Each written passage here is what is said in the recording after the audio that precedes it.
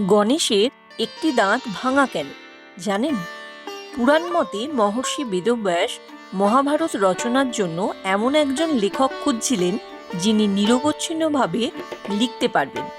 তখন দেবতা ও জ্ঞানের প্রতি গণেশ এগিয়ে এসে শর্ত দেন, আমি লিখব, তবে তুমি থামবে না।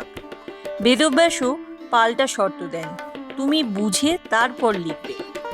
অতুলনীয় বুদ্ধি ও গতিতে গণেশ লেখা শুরু করে, কিন্তু হঠাৎ তার কলম ভেঙে যায়।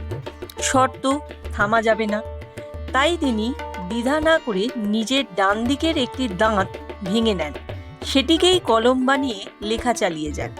এভাবেই সম্পূর্ণ হয় মহাভারত এবং গণেশ পান একদন্ত উপাধি। এই ঘটনা শেখায় জ্ঞান ও কর্তব্যের জন্য ত্যাগ স্বীকার করতে হয়।